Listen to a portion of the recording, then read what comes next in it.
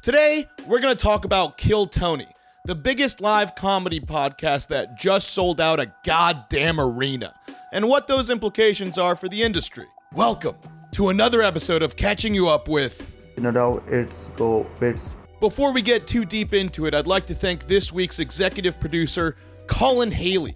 Without his big baller support, I'd still be doing Murder for Hire.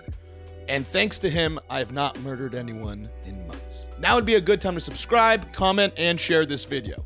Do it now. Nothing gets me more excited when things get done for the first time in the comedy podcast space. Whenever new heights get reached by anyone in the industry, it just demonstrates that it's possible to reach those heights.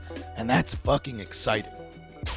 I was stoked when Spotify paid Joe Rogan north of $200 million to get exclusive rights to his podcast. Not because I'm excited that Joe was able to throw more money onto his piles of money. It was a sign that companies were starting to see the value of high-ticket podcasts, and that more deals like this were potentially possible in the future for other podcasts. I was stoked when YMH Live debuted for the first time and proved to be a success. It showed that comedian content creators can stream big events and get an immediate return on it. And I was extremely stoked to see that Kill Tony just pulled off 2 back-to-back arena shows for New Year's Eve. God damn. As you could tell, I'm definitely a little bricked up about it. And since I just noticed it's on the table, why don't you go ahead and take a drink of your water if you have any. I'm going to do my best to not spoil any real details of the show that hasn't already been leaked on Reddit or social media. If you know this channel, I'm sure you already know everything about Kill Tony.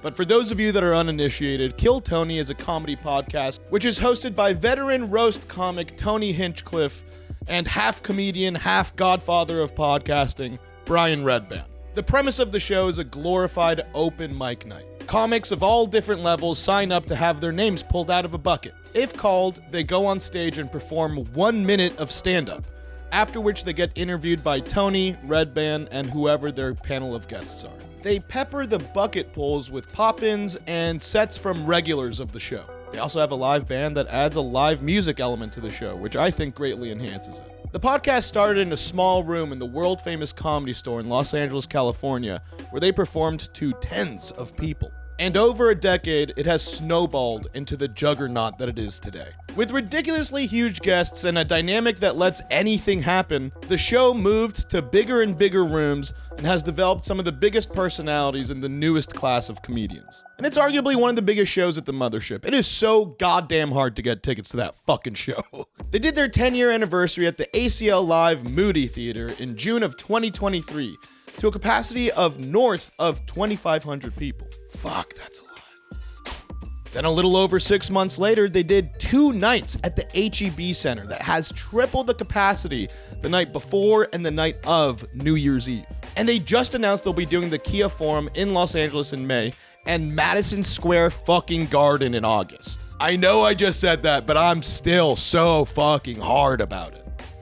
I mean, holy fucking shit, dude. What a fucking setting for an open mic night. I went to the first night at HEB Center on December 30th, and just seeing the sheer volume of people in the crowd, I immediately got nervous for the people that signed up. And I'm someone that's already nervous when I see someone performing stand-up for the first time at Comedy Mothership. I'm like, Jesus Christ, I really hope they know what they're doing. There are seasoned comedians that will never know what it feels like to perform in an arena that size. And yet, there are some filthy casual fans of Kill Tony that thought they'd go to New Year's and be like, yeah, sure, I'll put my name in the bucket. Because look, there's a ton of people that see stand-up and they're like, oh, I could do that. They're just talking on stage. And it's like, no, homie, they've been rehearsing that for a long time. And they make it sound really natural, like they're coming up with it on the spot, but they're not. And I don't know if you guys have ever been in an arena where you hear all of them booing in unison, but that is a sound I've never heard before in my fucking life. And it's terrifying. There's nothing like watching someone's hubris disintegrate. It was exactly what I expected it to be. A lot of people on Reddit were underwhelmed from the bucket polls and thought that the producers or someone should have possibly vetted the people that signed up a little bit more. But to that I say, that's the fucking show. There are a lot who will crumble, but there are few who will flourish. And you know, they say in life that the sweet isn't as sweet without the sour. Welcome to Kill Tony. Andy Dick started a live video. Well, I hope that stays up for a minute. Anything can happen. That's the point of the show. I'm going to say that at least 8 more times in this video. No, that'll probably be the last time. Maybe second to last time. Anything can happen. So I watched the first live show on December 30th at HEB Center. Adam Ray was the special guest performing as his character, Dr. Phil. And if you guys haven't seen Adam Ray performing Dr. Phil, it is so fucking funny. And Adam committed so hard to bits and taking chances, and virtually all of them landed. The second night was streamed on New Year's Eve, and that had special guests Matt McCusker and Shane Gillis. There were also special guest appearances by Sugar Sean O'Malley, Danny Brown, Mr. Beast, and it also featured an ultimate showdown between Kill Tony regular Hans Kim and golden ticket winner Rick Diez. It was such a fun spectacle, and Rick Diez really does seem like such an incredible sport.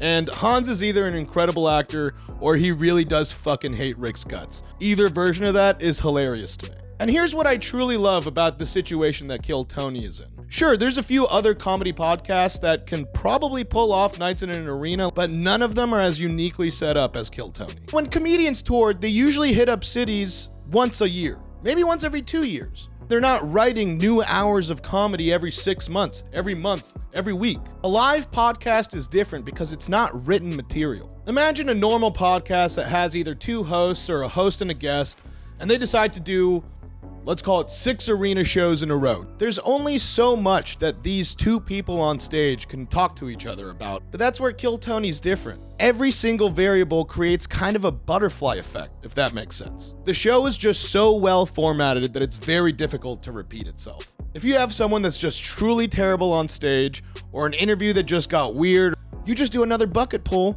and then it resets the room.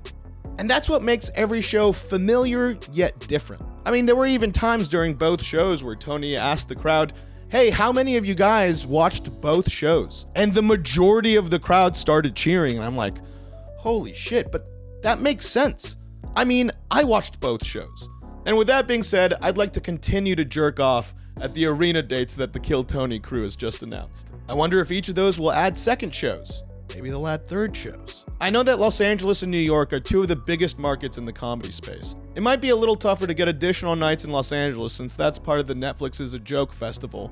But if Austin can do multiple arena nights, why the fuck couldn't New York? Is that possible for Kill Tony? God, I hope so. Madison Square Garden has a seating capacity of close to 20,000 people. This shit is fucking nutty, and I am so fucking here for it. And with that, I'd like to thank my producers who you're seeing on screen right now. Without their support, it'd be much harder to put out this consistent content on a consistent basis. And if you'd like to be on the producer crew that helps support me put out this show, go ahead and click the link in the description below. And while you hit that link, why don't you also subscribe to this channel, comment on this video, rate it, share it with a friend, all that good stuff. It all helps the algorithm, and Lord knows I love you for it. I would like to thank you yet again for watching this week's episode of Catching You Up with Nadav. It's COVID. But even more importantly, I do have to remind you, This is a totally unconfirmed news.